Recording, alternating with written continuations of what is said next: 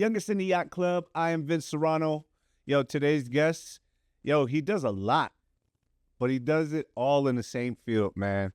He's a musician, he's a business owner, he's an influencer, and he's an artist. We got David Ziron Chevere. What's up, bro? What's up, brother? Thank you for having me, man. Thanks for being on the show, my guy. Oh, it's always a pleasure. Always a pleasure. Always, dog. Bro, I know you now it's been a couple years now, you know what I'm saying? But we always start off Youngest in the Yacht Club with, who is Ziron Music?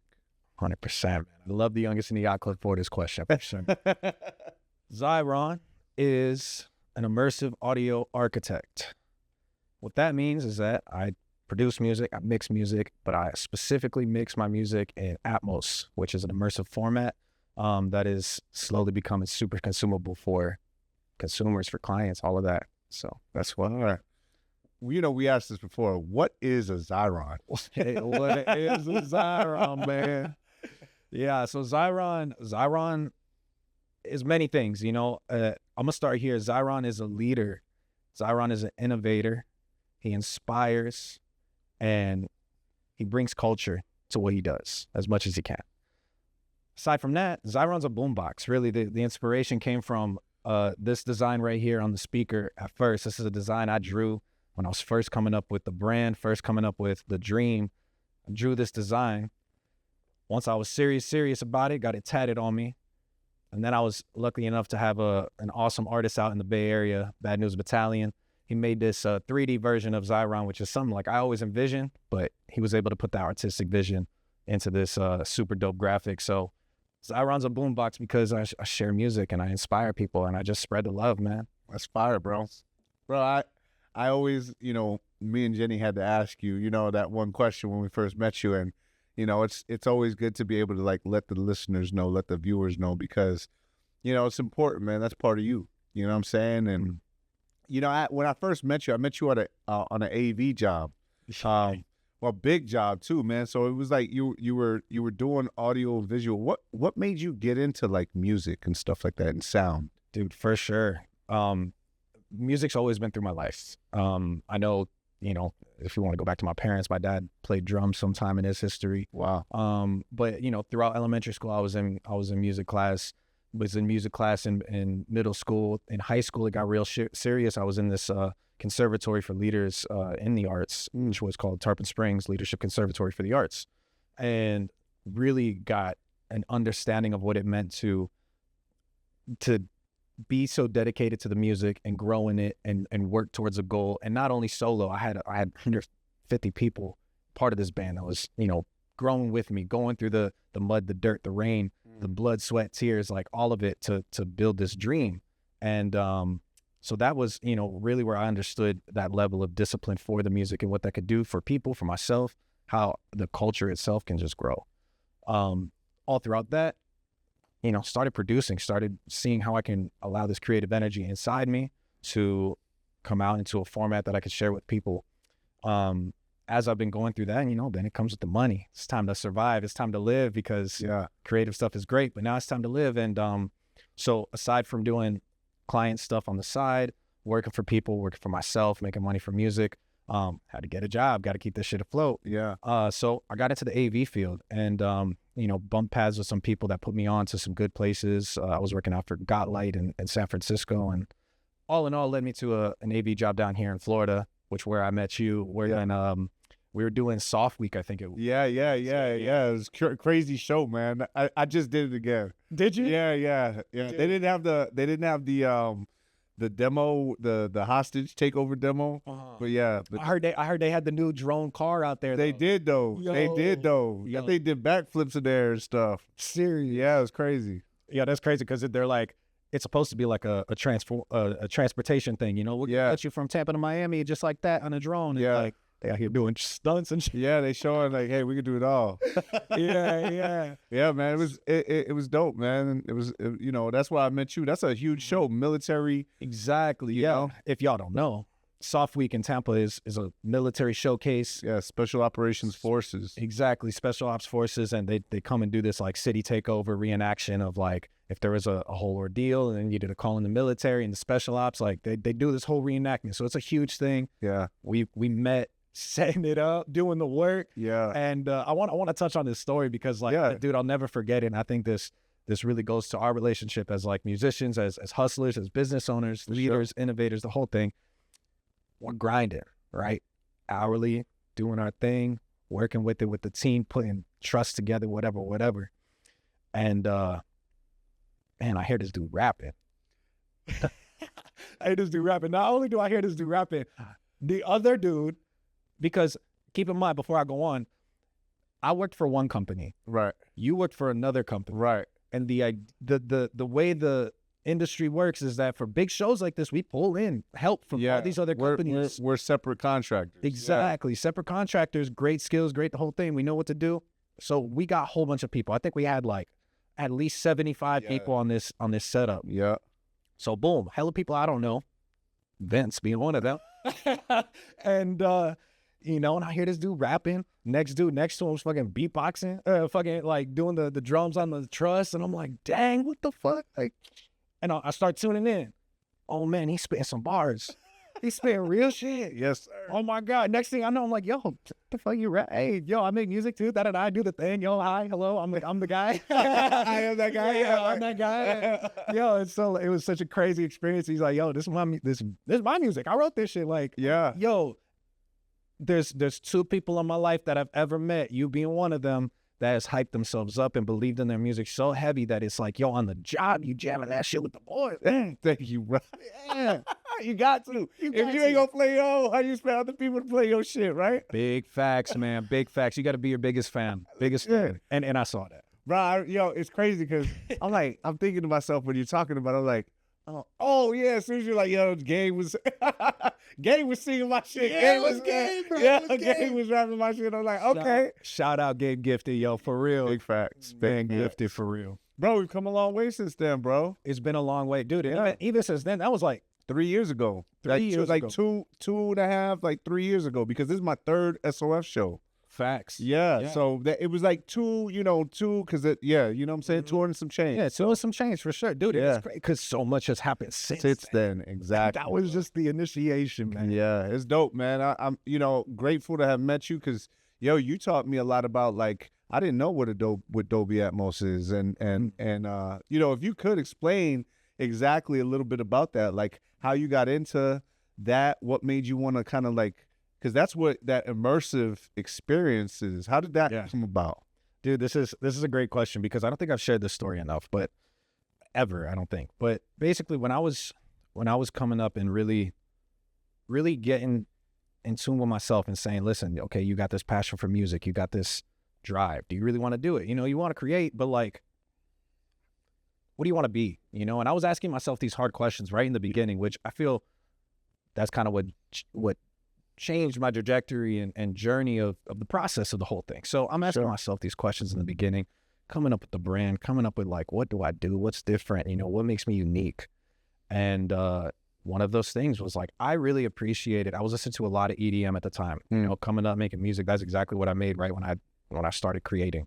So in EDM, electronic dance music, there's so much panning going on, and it's just stereo, but with the sound design that's going on from the producer, additional to the panning with the vocals that are probably going on, especially in like side trance type stuff, it's super beautiful and it's very immersive frequency wise. Right. Yeah. And so I hear these in my headphones and I got inspired, and as I was creating, that was something that I was like, I want to make music that fills the sound field. Like I want to make music like that. Mm-hmm.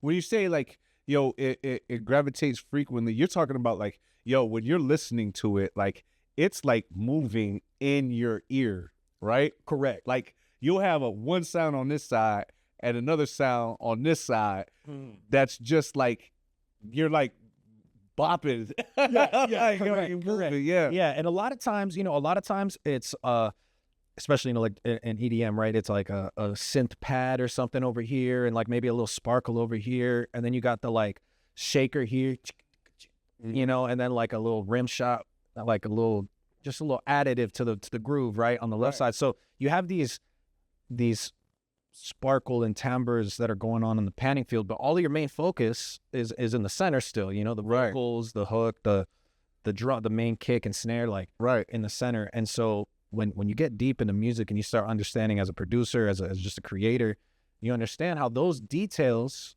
really play a part into what the listener experiences. For sure. Yeah. When you got like a kick, like even my shout out to my dog Knowledge, God bless the dead, rest in peace, man.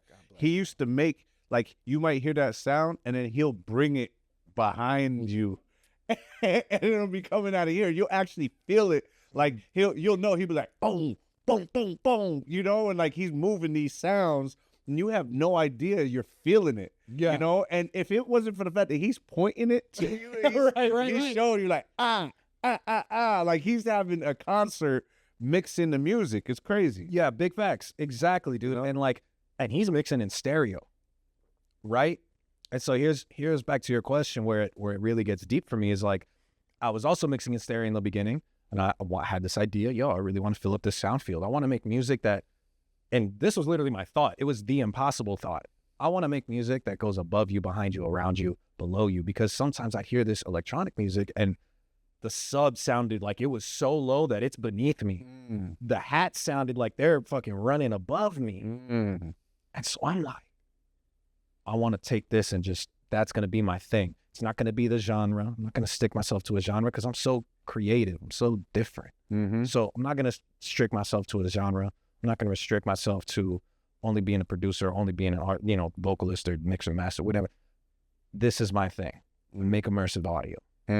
And that's where it all started. And so what Dolby Atmos is, especially in the beginning, the journey was very difficult because as much as I'm playing with these things and making the audio immersive and using binaural plugins, which binaural is the stereo output of immersive creation, right? So in my DAW, I can move something above and behind me.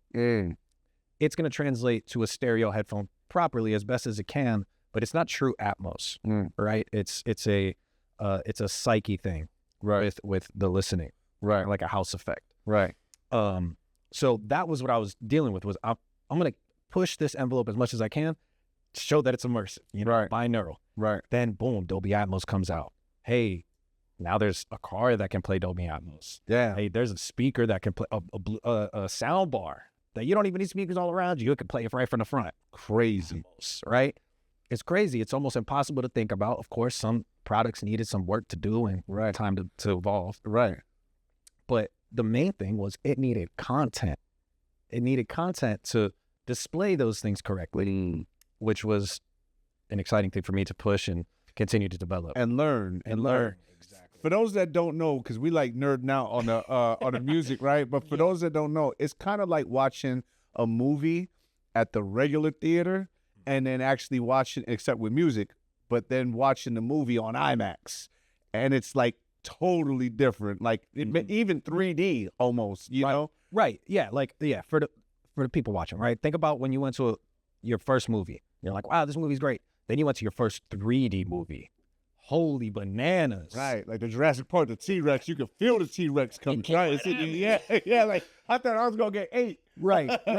And if you had the chance to go to a 4D movie, right, like go to Disney World and go to Shrek, whatever it was, right, you smell the farts and shit. Like it's so immersive. You're like, yo, this is too much. Yeah. Back up, hold the phone. And so this is the level where it's like that was great because, and this is something I had to learn with the Atmos, right? Because with music, you're strictly confined to the ears. There's no visuals to it.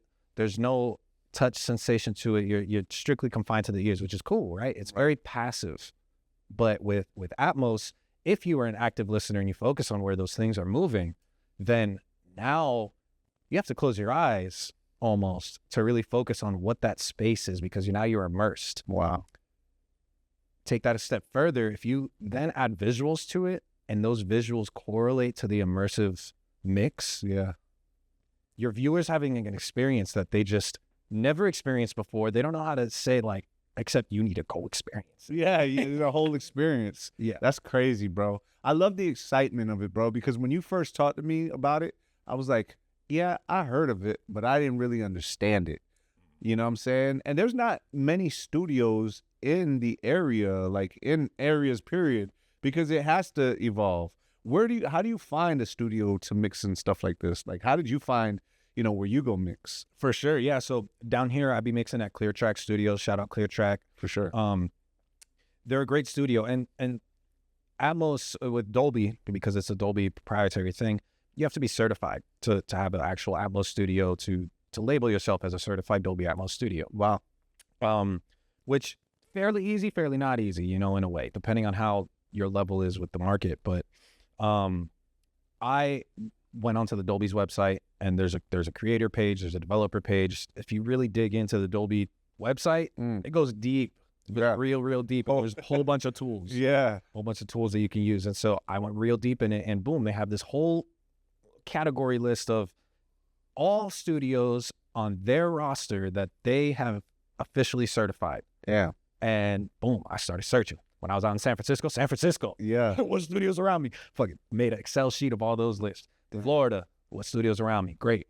And honestly, dude, down in Florida, at least down here in the Tampa area that I can speak of, Clear Track is for sure the most prominent, well-known, and I think the only one really having a nice Atmos studio that's a good reference. Wow. There might be one or two others that are newer that I haven't done my research again on what's new, but there's probably a couple more in the area, but there's still there's a huge market for that to grow. Wow. It is very expensive to have an Atmos studio. Yeah. Which brings me back to my other comment of it needs more content, right? The more content that there's to display, to listen to understand what Atmos is, the more there's going to be a demand to go to that studio and create, or go to that listening environment. Because I just went to I was in Memphis recently, right? Right. Went to a super dope music library listening room, and they had a surround listening room. Well, it wasn't Atmos, but I envisioned if there was an Atmos listening room where you can come on in. Yeah, we have sessions this day, and we play Atmos music where you can experience Atmos at an audiophile level. Now the consumer understands, and they want that. If they want. Yeah, no, for sure. They have an option. Bro, now that you talked about that, I want to get into your brand, Beyond Stereo. For sure. Because I feel like that's a great segue, because you are kind of opening up that market for people who want to be in an immersive environment. What is Beyond Stereo? Yeah, dude, Beyond Stereo is, to that whole idea, it's beyond stereo music, right? And it goes beyond just the panning and the immersive audio. Of course, that is the first initial step of Beyond Stereo, is we are an immersive audio collective. The website shows we're an immersive audio directory because we have blog posts that we show. We teach you how to mix in Atmos. We teach you tricks to make your music sound more immersive in a stereo mix, right? Wow. So we're Beyond Stereo. We give you that immersive guidance. Aside of beyond that. Right. Beyond that, for sure. Beyond that, we're leaders, and the artists that are in Beyond Stereo, they go above and beyond to hone their craft, to display that, to really make something unique and push that out into the market. Of course, music's fun, right? But there's the detail-orientedness that needs to go into it, and the culture and whatever background, the story, right? The energy that you bring. And so that's what Beyond Stereo, as far as the artist and the collective group goes, we're the most disciplined leaders to our craft that you're gonna find. That's fire, bro. But don't you have like almost like a metaverse type thing, right? It goes even beyond that, right? It goes beyond. What is that? What is it? Yo, so okay, right? That's the first thing you showed me, bro. That is the first thing I showed you, dude. And I'll be working on a lot of stuff behind the scenes, and to everybody that know me, that followed Ziron, I promise it's coming. I just got to get it right to give it out to you, right? To the metaverse, the immersive world that I created. Back in 2020 when COVID hit, we were all locked down. Right. Can't nobody go outside. Ain't no music events. Boy, get your bags. Yeah. Stay healthy. Stay healthy. So, especially being out in San Francisco, going out there to follow my dream, I'm like, yo, ain't no chilling for me. I got to figure it out and do what I got to do. Rule number 9. You're going to learn the rules someday. So, rule number 9. But basically, I'm out in San Francisco. COVID happens, and I'm like, all right, I need to start putting on some live events. Now, I was working for this extended reality company doing immersive audio for their podcast and whatever. So I'm learning things from them, and I'm picking up and gaining ideas. Yo, I could use this for the Beyond Stereo, you know, which was all VR and AR. I got put onto this platform called Sansar, which is a PC and a VR kind of platform. So it's like an app game type thing. You go in, you have an avatar, you can jump into any portal, and there's, you know, developer portals that are really well-made worlds that you can experience, and then there's worlds that other creators in the game have created, and you can go experience that. So I was one of those creators, and I created a world that you can experience a live DJ from wherever they're at in this world, and it feels like it's real, but you're an avatar, so you know your privacy is still kept, and it feels like EDC. I'm talking, I had a roller coaster, I had a Ferris wheel, I had lasers, I had a teleporting device that shoots you to this other back room that you can meet with the artist. Like, it was so through and through.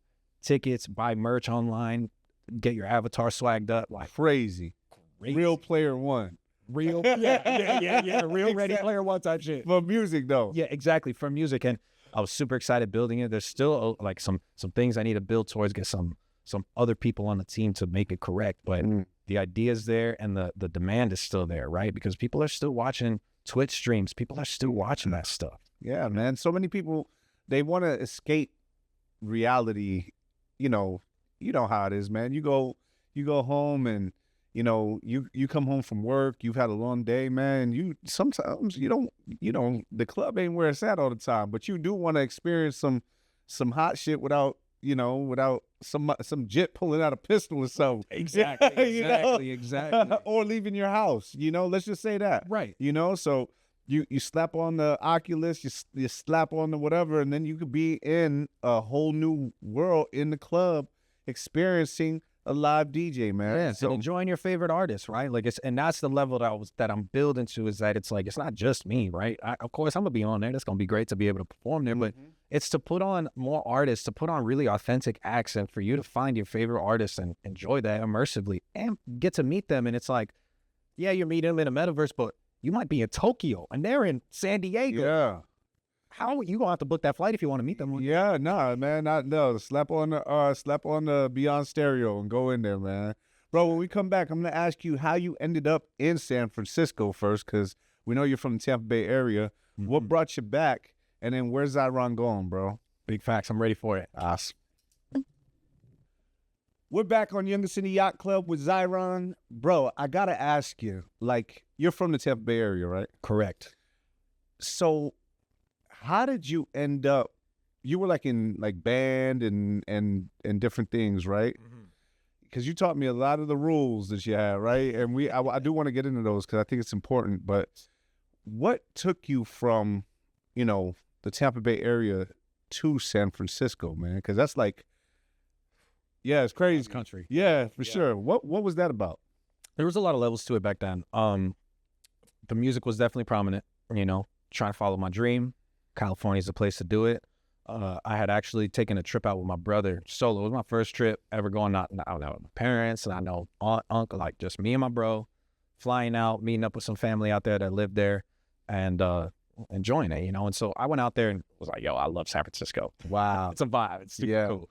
I got to come out here. And so I was at the same point of choosing my college, right? I was already graduated. I was teaching the band at that point. And so, all right, I need to find my college. And so once I went out there, I already know. Going out there, I don't care. Whatever school was the best. And I had done a Google search while I was out there, like, what is the best? So I'll take it back a step right before I say that, right? Like, I'm searching for school, and my pops was a real big, prominent, like, figure on the other side of the thought process of moving out there, right? Right. We had our difficulties growing up. Me and my pops are a very similar person. So back then, I'm growing up, angst, whatever it was. You don't want to hear it. Don't want to hear it. Guess what? I won't hear it if I'm the farthest the fuck I could get. Yeah, legit. So, that's what I did. So it was a little bit of that, a little bit of spiteness, whatever it was. Just want to get on your own, though. Yeah, exactly. Finding that independence. And I think that really was the core of it. On the mask of it, it was this aggression or anger, whatever, angst with my pops. But it was really just finding this independence with myself. And so I get out there. I had this trip in San Francisco, did a Google search. Yo, what is the best school for architecture? Because my pops was like, yo, I'm paying for school, so you're going to what I say. You need to go get a job to find money. You're being an architect. You can do music on the side. That's cool. But you better get this architect money. Getting architect money, boy. Yeah. So, I like building stuff, right? I like creating. I like seeing something from nothing. So I'm going to do it. Okay. So I go ahead, sign up for the architecture courses. Boom. Did my first semester out there. Flew out. He got me all set up and whatever. Did my first semester in architecture. I ain't doing this. No, it ain't happening. I ain't doing this. It was great. And, I learned a lot. I learned so much that I could draft you a perspective thing on a bar napkin and say, listen, this is the studio you want. Look, this is exactly how it's going to look. How's that look on a bar napkin? You want to buy it right now? It's going to be $3,500. Yeah, like, I got something for you. I got something. So like $35,000. Little skills, pick up the skills. Stay a student. Remain a student, man. I can't harp that enough, but like remain a student, pick up all the skills you can and the knowledge. And so I was grateful for that one semester being out there. I got to the school I wanted to. Hey, guess what? They got a music program. Oh, shit. I don't want to do this architecture thing. I'm independent now. Hey, yo, Pops, I understand you paying for school. I'm not going to have you pay one more dollar for something that I'm not going to pursue or have passion in. Mm. I'm switching into music. Why? Because music's been my whole life. Music's what I came out here for. Mm. It was a very rough conversation, man. There's only been a handful of times that I've cried in my life. That was one of those times that I cried. I had no control over it because there was so much pressure weighing on me of this battle of independence, breaking away from the strings of my, parents and understanding what that weight comes. If I'm gonna go take that direction, yeah, I'm taking all consequences that come with it. I'm taking all accountability. I'm taking all responsibility for it. Yeah. So I took that step, got back into music and pursued the music career, graduated in music. Was he okay with that? At the top of it, no. Mm. But his words on the phone was, if you're gonna go into music, you might as well exit this college, sign up at Berklee College of Music where your brother went, and you're going to Boston. Mm. Now, I've been to Boston. That ain't my vibe.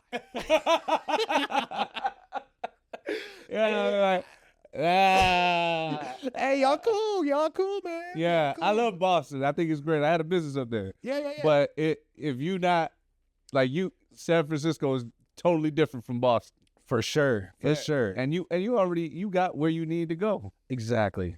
So, and at least you kept it real with him too, bro. I'm sorry to cut you off. It's cool, please. At least you kept it real with him. Like you said, hey, Pops, like, I don't want you to put another dollar into something that I'm not even going to be rocking with because it ain't happening. It's not going to happen, man. I wouldn't do it. I wouldn't want you to do it. Mm. So, and it was a learning lesson for me. It was a step. It was an ego drop I had to do to get on that call and say those words to my pops. Like I said, I had some fear for my pops. I had to get away. Yeah. And so I was only able, I think, to have a certain amount of strength that I didn't have to say that face to face, right? Right. I had to do it over the phone. So if I was going to do that, I had to go all in. Yeah. Right. And it was a big step. So moving forward, graduated, did the whole thing. And I was dating a girl out there 7 years since I got out there, right? Like, wasn't even my plan. I was like, yo, I'm out here. I'll focus on my thing. Mm. God does his thing. Found somebody, right? 7 years, we was locked in. We did great. So after I graduated, it was like another 3 years of focusing on my music, making this work, really feeling independent. I got my partner, I got my boys, I got my career going. I'm holding events. People are showing up to the events, buying tickets. I'm now at the club. Like, it was a progress. Things are happening. People are coming up to me. Yo, you Ziron, you do that thing. Hey, like, dude. And that was like a big level for me too. Was when I got out to San Francisco. There was down in Tampa, I was known as David. Right. In San Francisco, I'm Ziron. Yeah. Which was amazing because people accepted me and they accepted what I did. Right. They had that open mind to say, I see where you're driving to. Yeah, I see what you're doing. I see the vision. Mm-hmm. Mm-hmm. Whereas you might not have gotten that type of support out here because people know you. Right. And it ain't no shame, right? Like, you knew me in kindergarten type shit. Yeah. Like, yo, Ziron. What's a Ziron? What's a Ziron? Yeah, what's a Ziron, man? What's a Ziron? But out there in Cali, they know what Ziron is. They get down with Ziron. Uh-huh. So, man, it was a very big journey, but that's what brought me out to San Francisco. I went out there for school. had to get away from my family and find independence. And it taught me a lot of things, man. Like there's lessons I can't explain. I could go with tangents on. Yeah, we have a whole podcast series with the lessons. Tight documentary. You like?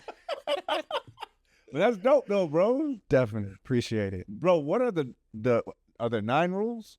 There's 11 rules, 11 rules. but there's now 13. Shout out Mark Perret and John Lavera okay. creating the rules. Okay. I've taken it upon myself to add in 2 rules that just have undeniably shown consistency and thoroughness in life, that I felt they needed to be added to the rules. I haven't consulted with John or Mark yet. But there's Ziron's rules. There's Ziron's rules on top of the rules, because I follow the rules so heavy. You know, it's really a way of life for me, and it just keeps me. It's so many things. It keeps me in line, but it also like keeps me ahead of the game. You know, it checks myself. If you don't check yourself, you know, how are you getting better? How are you staying correct? Yeah. So there's 11 rules. And I'm gonna start with the 11 rules. Right? The main rule, the rule of the rules, is you learn them as they apply. Okay. You learn them as you go. You learn them as they apply. Okay. Yeah. So just so we don't hold everybody up here, Yeah. I'm gonna start with the main, most prominent ones that you need to know. Rule number 1: always look good. Always look good. And now every rule goes very deep. So there's a mask of it, and then there's the deeper meaning. Right. Always look good. Obviously, hey, stay fly. Come on now, get yourself some Ziron drip. Beyond Stereo website. Go get that. Go get that. Go We're get gonna it. talk about that too. Mm-hmm. So stay fly, always look good, but also it's your space, your living environment, your car, your workspace. Like when somebody enters your room, if you left and somebody entered your room, how does your room look? What does that say about you? Does it look good? Is your bed made? Are your shoes lined up? Or is your hamper knocked over? That's real. Right? And it goes to say a lot about you, because we all have the closed doors. And if somebody were to walk into that closed door, what are they seeing? Not saying that it's wrong to have closed doors, but the more that you can focus on keep yourself right, stay looking good, the more you're going to shine through. People will be like, damn, I ain't never seen his room ever look bad. Yeah. This dude's studio always clean. They talk about that. They talk about that, and it goes to show just who you are. So that's rule number 1. Should I go through all of them? I think you need a condensed version, but yeah. All right, we're going through all of them. We're doing condensed. Rule number 2. Here we go. Rule number You don't have them memorized? Oh, I do. I just want to make sure I get All of them. all of them correctly to the people, right? And how they're supposed to be known. Get the fuck out of the aisle. Rule number 2.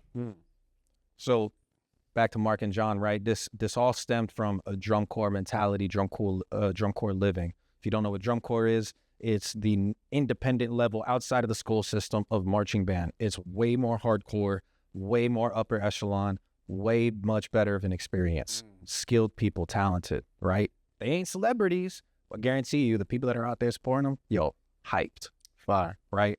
So this is where it all came from. Get the fuck out the aisle. We're on tour all the time out in drum corps and marching band. We're moving state to state on a bus with hundreds of people. Get out the aisle, bitch. Let me pass. Put your shit up and get You got it. Get out of there. Get out of there, right? That's the front meaning. Get out the way, man. The deeper meaning is get out your own way. For sure. Get out your own way, because there's so many times you could catch yourself blocking yourself. Get the fuck out the aisle, dude. Fire. Rule number 3, don't think, just do. This one's super heavy. I learned it. I learned it from somebody else, but understood it on myself, right? Got to use the bathroom. You out on the field. We all marching. We don't raise hands here. Can I use the bathroom? We are grown adults. Put your drum down nicely. Rule number 1, and go to the bathroom and come back, pick that drum up and get back on the field. Don't think, just do, right? Don't think about it. That also goes deeper, because sometimes we get hung up on thinking about things. Yeah. And it slows you down because you're not reacting. Exactly. In the boxing world, bros, I found myself like, you know what? I'm just fuck this shit. I'm just going to do it. And it's more fluid. You know what I'm saying? There's a spiritual energy that takes over, right? And your autopilot sometimes with that active focus is what makes that rule number 3 really shine. So when you don't think, you just do it. Boom, you do what you didn't know what you could do. Yeah, you didn't even know what I did. I'm like, I don't even know how I did that. 5. What's the next one? Rule number 4, volunteering is mandatory. This one is like super mandatory, right? There's many times where I see people that they don't jump to help somebody, or, you know, you're at work and they're like, hey guys, this thing needs to get put away whenever anybody can do it. You're going to be the first one to do it. You're going to be the last one. Volunteering is mandatory. You should be volunteering to go do it. Before he finished the sentence, I was standing. Yeah. Hey, I like that. You know, like serious. Yeah, I got it. Yeah. Serious. So that's rule number 4, right? Rule number 5, always listen and always be prepared. Yeah. This is super heavy because a lot of times, not only do we talk over people, but we talk when it's not necessary to talk. It's okay to shut the fuck up. Legit. It's okay. Because when you stop talking, the answers will come to you. The question you was about to ask, I bet you it's the next sentence out their mouth. They always say you have 2 ears and 1 mouth for a reason. To listen more than you speak. Exactly. So just, you know, think about that. Always listen and always be prepared. That second part is super imperative because you got to show up prepared for everything you do. If you show up and you missing an adapter, you forgot your charger, your productivity, no matter how ready you were, is as limited as that, as your preparation. As they say, right? Failing to prepare is preparing to fail. Yep. So that's rule number 5. Rule number 6, assume it's you. Assume it's you. There's a lot of times, right, where sometimes we don't step in the other person's shoe. There's 2 meanings to this rule.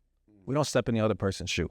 So put yourself there and assume that's you. How is your message being received? How is your actions being received? How are you displaying yourself? How are they receiving that? Yeah, that's real. Super real. And, you know, maybe. And then if it's the way that you speaking, maybe if it's not registering, if the receiver isn't doing it, maybe it's the messenger. That's the second part. Yeah. Accountability.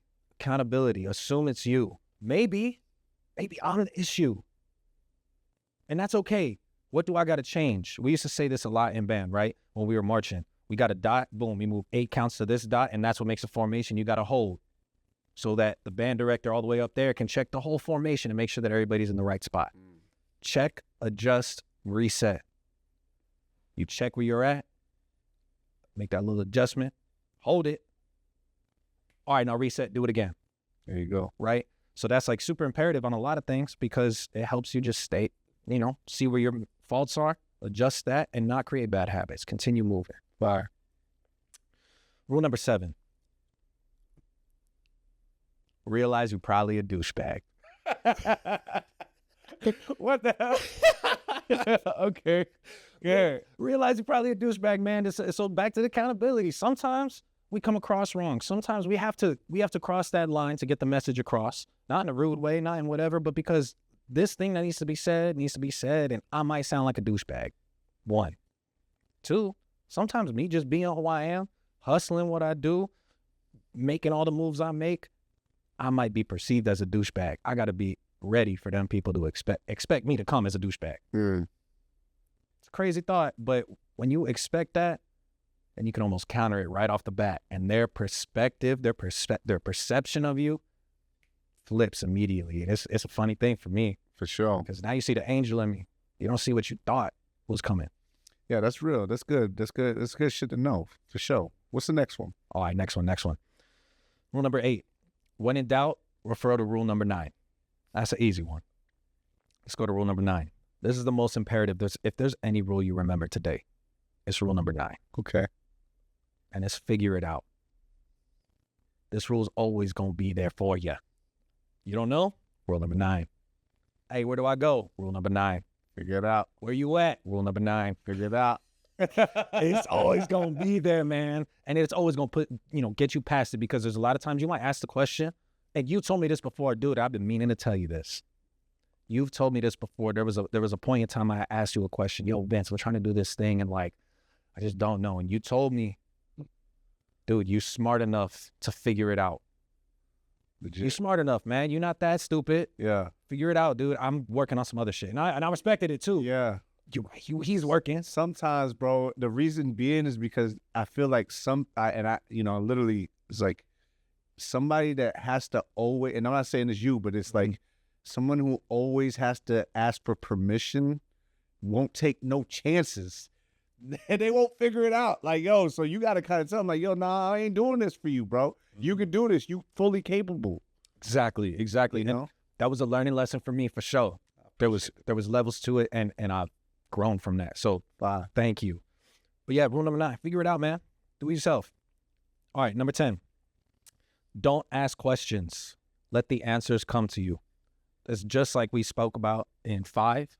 Always listen, always be prepared. But that's that double layer of just to remember that, man. Don't ask questions. Let them come to you. Because I guarantee you, if by the end of whatever that person is saying, that direction they're giving, if that answer isn't there, don't be afraid to ask the question. But I promise you, 9 times out of 10, that answer is going to be revealed. Yeah, don't interrupt them to ask the question that they about to, you know what I'm saying? Not don't ask the question, but let them finish what they saying and then, you know? Exactly. Yeah, I Exactly. feel that. Mm-hmm. So super imperative. All right, rule number 11. Never be offended by anything ever. Never be offended by anything ever. This one was super prominent to me and key to my journey, right? My first girlfriend in high school, we was dating for 1.5 years, man.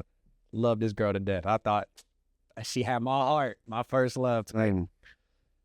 Boom, found out she was cheating. Not only did I find out she's cheating, I find out right before rehearsal.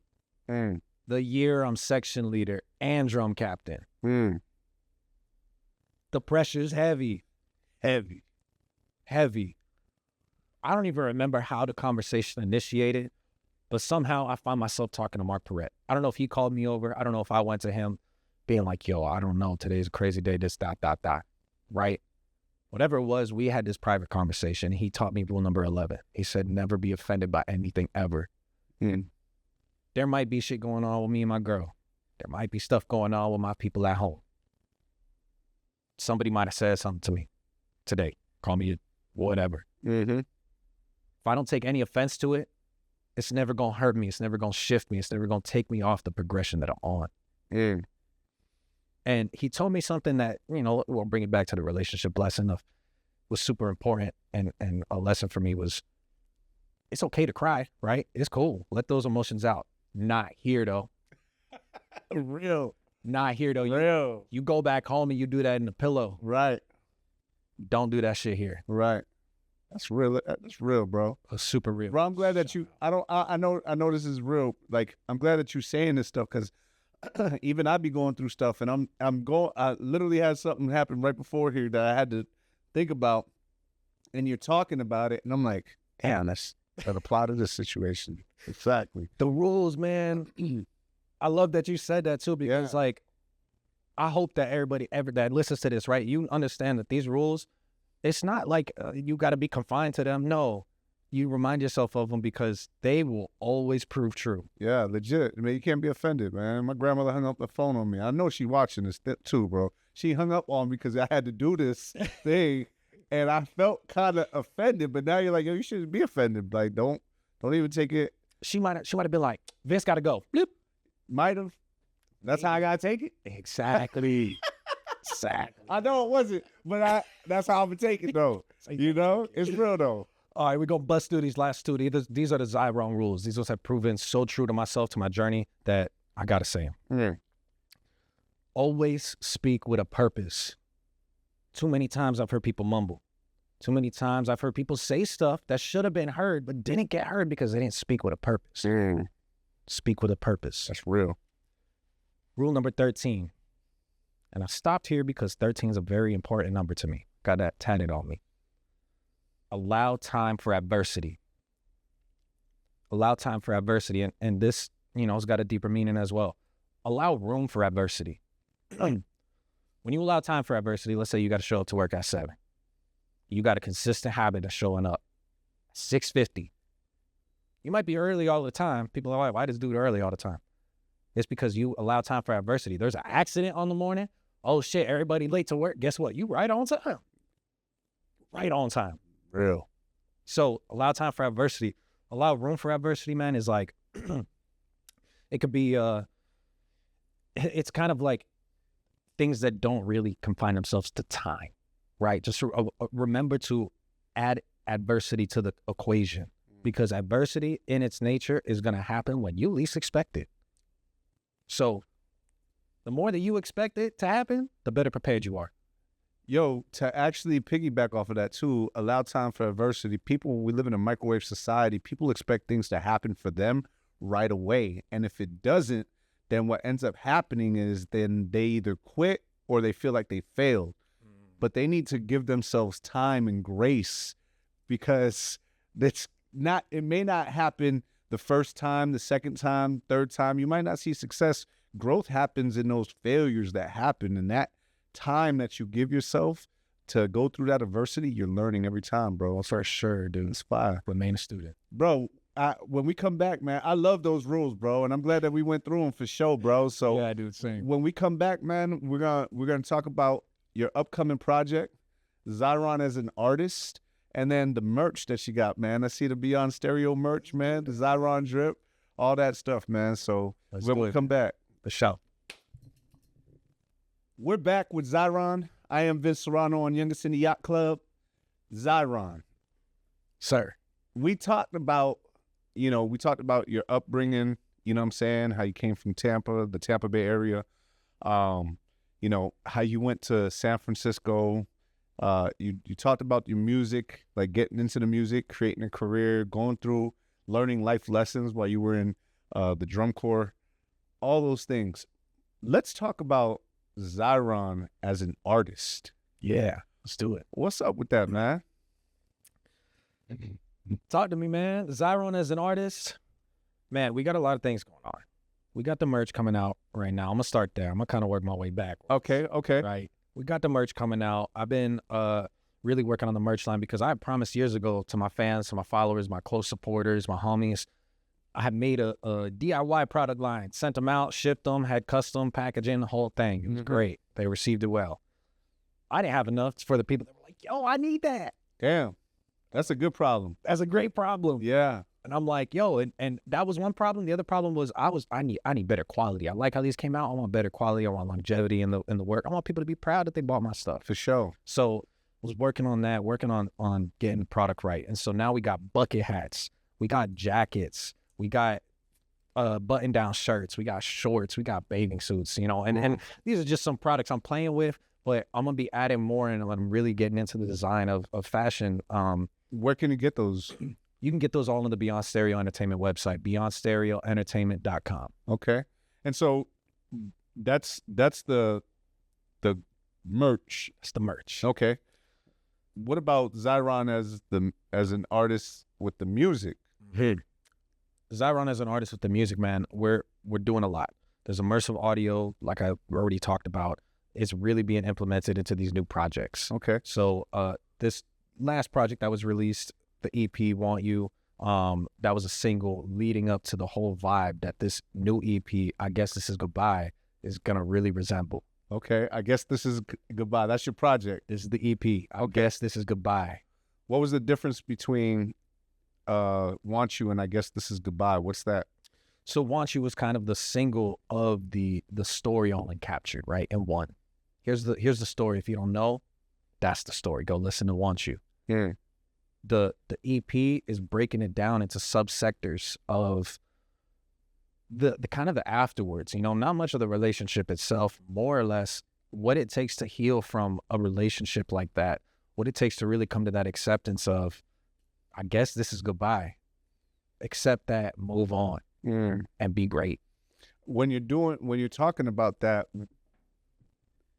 acceptance, are you talking about like your personal relationship? Obviously, it relates to everybody, but you're talking about something that's happened to you and how you've been able to move past it? Correct. Yeah. So I won't touch too long on it. But right. I was in a relationship for 7 years. Yeah. I got to say, man, she was loving my life.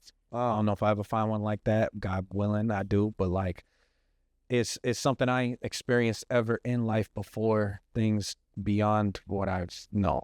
And so it was a very like important time for me. And coming out of that, you know, and not a lot of times it's weird, you know, in a relationship, it's what side you're standing on. Did you leave or did they leave? And what reasons were they? Right? I've left only a couple times from relationships. A lot of times I'm that type of dude that's, we gonna work it out. Unless it's something crazy, we gonna work it out because that's who I am. I got that sacrifice in me. So after 7 years, when she walks out and the answer of, you're a great person, you just gotta find yourself and be true to you, had me real conflicted. Cause I'm like, I'm me, I know me. Yeah, well, if I'm so great, why the hell? Why you leaving? Why you leaving? I don't give you me. I gave you everything in me, like all the parts that I could give and surround you with. Granted, I might have not given so many gifts financially, you know, monetizationally, whatever you want to call it, like material-esque, but I feel the experiences, the energy, the life in me that was brought shine through. So all in all, she leaves and I'm having to understand her reasons and where I was at with what I've gone through. You know, there was a long time where she told me, like, you love me more than I love you. Like, I don't know. I told her, I was like, yo, I'm in love with you. There's a difference. I love you. I love my mom. I love my grandma, my sister. I am in love with you. And she's like, that's cool. Like, I love you, but I don't know if I'm there yet. That's got to be a tough combo. It was a rough combo, man. And many I'm saying you giving your heart to somebody and then they're telling me like, hey, like, I need you to kind of like tone it down because I'm not there yet. Exactly. You know? And that conversation wasn't once. No. That's, like I could imagine. Like, it didn't work out. Yeah. Like, shit came up many times and like, you know. Bitch, you told me I love you more than you love I said, what? Yo, like, I'm glad, bro. I'm like, I know we're talking about it, but I'd have been in that situation. You know what I'm saying? Right? Like, you know what's up, dog. But, you know what's up. Like, yo, what? You just tell me, like, well, hold up. Like, I'm putting more gas in this than you. Like, right. And there was sometimes I couldn't even push it that way. No, of course not, because you might, like, you love the girl. So it's like, but I'm saying, like, that's probably, and possibly I may not be saying that to your face like that, but I might. But if I'm not, when you leave, I'm definitely asking these questions. Exactly. Dude, when that time came, I guess this is goodbye.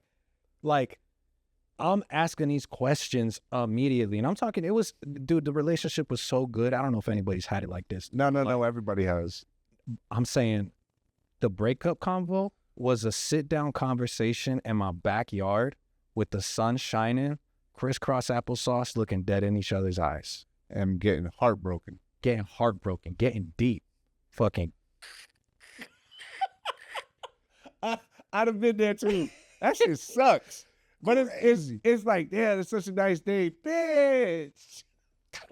Bro, like, and do you know what that does, right? You're like, you die emotionally on a very nice day. Yeah. What does that do to other nice days? It creates, they're all ugly. They're all bad. Yeah. Damn. So, dude, crazy time. And so, you know, I had a long time. She left. The conversation was, I'm back for a week. You got a week to ask any questions. I'm moving to New York. Okay, cool. By the way, I'm gonna add this in there. We was always about like following each other's dreams, right? You got to go to New York. Great. Go follow that thing. I'm gonna be right here for you, baby. I got to go to LA. You're gonna be right there for me, right? No. Didn't seem like that shit. Oh, the answer was yes, verbally. I know it was not. Yeah, that she's trying to let you down easy. Type shit. So that's what happened. Boom, I'm on the flight in a week. So you got any questions? Ask them this week. I'm packing. So I'm like coming up with the questions immediately. Boom, boom, boom, boom, boom. Got to figure it out. She leaves. I'm left there in San Francisco walking the streets with all these memories looking me in my face.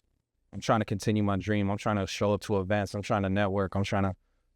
Yeah, well, you still carrying this backpack of I don't. you and her. I'm sitting on the bus and she not there no more. Like, sitting on the BART, she not there no more. Like, it got real deep. Like, so many things. I'm running through this like nightmare every day. And so I'm turning to my homies like, hey, I got my homies next to me though, right? Negative. Negatives.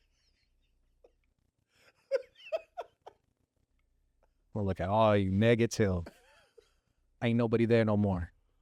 Why? Why was that? It all just came crashing down? Couldn't tell you, dude. I couldn't tell you. I don't know. Yeah, like it might have been whatever reasons on their side. I may have asked. I may have gotten an answer. I don't know if that was the right answer. Were they her friends too? They were, from my understanding, they were my friends. She actually didn't really fuck with many of my friends. She was like, yo, I get those your homies. But after, maybe they just felt like your life was going down a different path. Could have been. Yeah, could have been like, I'm going through a little depression. She's going through it right now. We gotta like stay away from that, dude. That boy's on the negative train. Negative. True. Nah, yeah. It could have been, totally. So like, dude, as soon as you, right? Like, it's probably me. It was probably me. But I'm looking for the people right next to me, man. If I can't turn to my girl no more, you're gonna be my homie that's rocking with me, doing a music thing with me, that's living with me. I'm hearing you shower every morning, here going to work every morning, and you ain't gonna be there to listen to me when I tell you that I'm fucking not right. I ain't got time for it, Zach. Ain't got time for it. Ain't got time for it. We gotta get this. Yeah. And dude, there's so many levels to it because I understand that now, bro. Like, I don't get hung up in it no more. I got so like emotionally. Back then it was. Yeah. But back then, dude, it was rough. It was rough. And so, boom, I don't have my homies no more. I'm still working with artists, but I understand this level of like, they don't care about the personal side of me. They care about the thing. Right. They care about the music. So cool. So the inner soul, the spirit, the energy in me was so like dying out that I felt it. And I was like, I need to make a change. I love San Francisco. I love the Bay Area. I love California. I love what I grew and built out there. But I had to take that initiative and say, I need to go back home because there's some things I'm going through right now, and I need some time. I need some love around me. I need something. And so that's what brought me back. You know, it was a demise of emotional breakdown between the relationship, the friends, the partners, you know, partnerships with businesses. I'm talking about like everybody's just saying everything that you built. Yeah, everything that you built is just feels like it's crashing down. Yeah, I'm hopping on that flight out of here. Saying goodbye. Goodbye. Time to say goodbye. I guess this is goodbye. So where did the music come from? I know where it came from, but what made you? Were you recording it at the same time, or? Definitely not, man. It definitely took me some time to understand, learn the lessons, look at myself. What are the things I need to change and check, adjust, reset type stuff. All right. I got to keep continuing with this music. I got to make these beats. As you heard me talk about last time, I think we spoke, right when I got back, was I'm making Jersey Club music. I was super on that Jersey Club wave. Yeah. And still making some of that music, but I was pumping that shit out, trying to send that to artists. Yo, this is the thing that's happening. Like, let's go. Let's get on the track. Work with me. Some people didn't want to. Some people were holding off on verses, whatever. So I ain't got time to waste, man. These beats are too good. This stuff needs to come out. If you ain't gonna do it, guess what? I got it. I ain't waiting for you. So, boom. Once I like got over the emotional shit and really started being able to put some energy back into the music, I was creating for myself. I was creating to be authentic, to let that story out. This is the first initial time I've ever gotten on the mic, really wrote, really focused on the details and the skill set of being on the mic. So I took my beats, started writing to them, made 8 to 12, 15 versions of each song. Yeah. Until this is that one. And that's what I guess this goodbye is as of EP. It's the trajectory of coming out of that and the growth of the creativeness from those lessons. And I think you could really hear that in the music, because not only is the music better, the lyrics are there. They might be simple, but they're authentic, they're truthful, they're pure. And the energy that the music is giving off, It resonates. it resonates, and it's in Atmos. Oh, and you can feel it. I could almost taste it. What are some of the singles you got off of it? Yeah, man. Some of the singles we got on there, the lead track, Again and Again, I Guess This Is Goodbye. That's the theme single, is the top one. That one is pretty much about the cycle of falling into something that we don't find ourselves falling into over and over, but we kind of do, right? It's like at the end of it, you're like, damn, I'm not gonna do this again. Hey. And then a couple days go by, and then you find yourself doing it again. You're like, damn, didn't I say I wasn't gonna do this again? Yeah. Damn. All right, we're gonna do it again, right? So that's the kind of idea, and it touches into a lot of that. We got this one called From My Soul. Calling for You from my soul is the hook of it. And it was kind of from this idea of Friday. He's got this track that's called Calling for You. And I was vibing with that, getting my R&B singing voice on, practicing my vocals. And boom, I started singing a melody one day that's my own. I'm like, I'm calling for you from my soul, getting for you, calling for you from my soul, longing for you, getting old. Hope that your heart ain't get cold. I just shine, but I can't let go. So something writing like that. And then I started that was my first recording of my voice that I had done. And so my ideas with production was, all right, I'm going to start getting on hooks, writing hooks for these artists, getting people to fill in the verse. That way it's like my music I'm still on it, but I could get other people on it. Also kind of, that's me being a little fearful of taking the acceptance of step up and take that verse, man. Right? Which now I'm at, but in the beginning where this song was created, let me just do the hook. Right. So I did the hook, and then I started chopping it up. And so that one's very Jersey club electronic. That's a club banger, And those are the top two for sure. My favorite is the last single. It's called Up in the Club. And this one is painting the trajectory of what's to come. Yeah. We up in the club, we pass all that shit.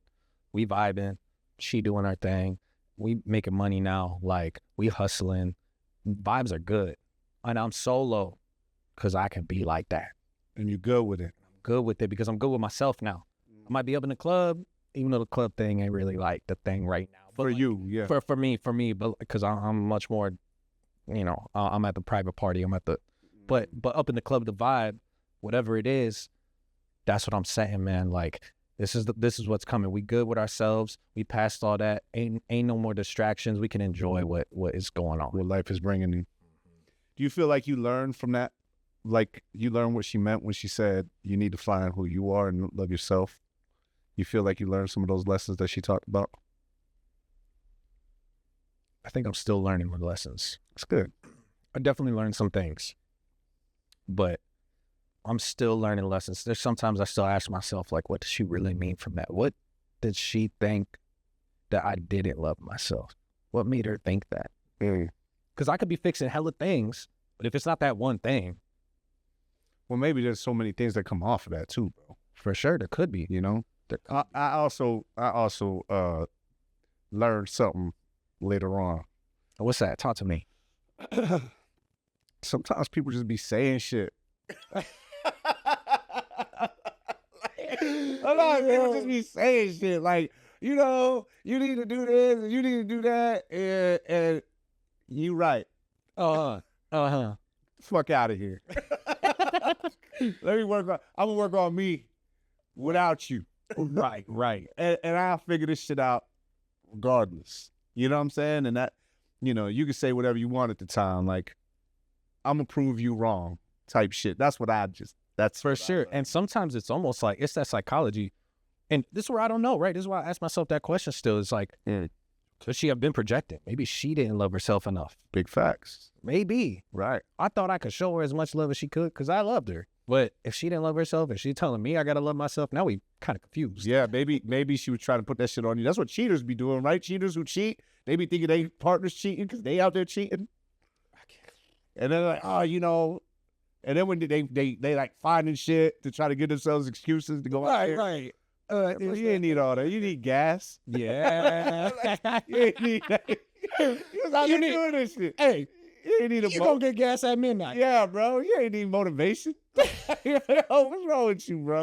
It's for real, man, for real. Bro, Ziron, do me a favor. Give the fans, the listeners, places where they can find your music and your social media, my guy. For sure, for sure. Listen, man, y'all can find me hashtag or at, username at Ziron Music on all socials, Instagram, Facebook, X, the whole thing. Ziron, that's the name. You go on YouTube, Ziron. You go on Spotify, Ziron. You go on Apple Music, Ziron. Right? I'm there. I'm wherever you want me to be. I'll tell you, I went to that music listening lab that I mentioned earlier. When they had this platform I ain't never know of called, I think, Q-Buzz or something. Ziron. Oh, look at that. My whole discography right there. Fire. And in the audio file format, in Atmos. So like, yo, you want to hear me? I'm everywhere. Type those 5 letters in. Ziron. It's out everywhere. If you don't want to do that, if you want to look at the merch, you want to find me on anything else, check out the BeyondStereoEntertainment.com. I got blog posts on there, how to get you better at your mixing. I got the artist development course on there. I got my EPK, everything about me. I got my bio. I got my links. So many funnels I got for you. It's so easy to find me. You just got to type those 5 letters in. That's fire, bro. Ziron, if you could give yourself, your younger self, a piece of advice, what would it be?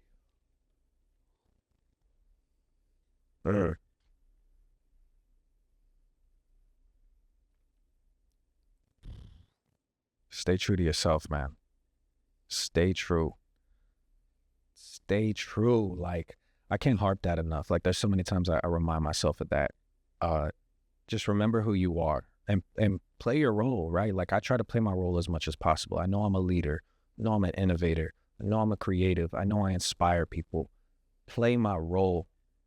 I just got to stay true to myself. And back to the whole lesson of what she told me. Figure out yourself. All right, I'm keeping that at the forefront of my mind. If I don't know myself foremost, how am I going to learn you? How you going to learn me? So just be yourself. That's what I would tell myself. It's fire, bro. I think it's so true too, man. I think it's so true. It's like you can't love anybody else if you don't love yourself, and you can't know anybody else if you don't know who you are. So big facts, dude. Can I add one last thing before we close it out? Yeah. On top of the merch, because we got hella merch coming out, I got a limited edition Ziron speaker. Shout out to JBL. Their speakers are fire. This is a waterproof, sandproof Bluetooth speaker. I think the battery lasts like 24 hours, maybe 32, something like that. Super fire. If you get multiple people with the same type of Bluetooth speaker, you can connect them together. You can jam up, get it louder amplification. This one right here is the Ziron limited edition. There's only one left. So I'm going to be doing a raffle later this year in a couple months. Make sure you follow that raffle, put your name in for it. We throwing out this limited edition speaker for y'all. Go get yourself this limited edition speaker, Ziron. This is the Ziron Music. Go listen to him on Apple, Spotify, at Ziron. Bro, thank you for being on the show, bro. Thank you, brother. It's always a pleasure. Always love, man. Yo, also, real quick, we made that Tampa Heights. That's a vibe, that Tampa vibe, that Tampa Heights. Hey, that Tampa vibe, produced by Ziron. Myself, Gabe Gifted on there. That joint is going to be dropping soon. And when it does, you already know. Dude, y'all need to be jamming that. I want to hear that out on the streets. I want to hear that at the corner store, like everywhere. Talking about the Tampa Bop. You heard? It's a Tampa Bop, yo. This has been Youngest in the Yacht Club. I am Vince Serrano, Ziron Music. Appreciate you, Ziron. Thank you, dog.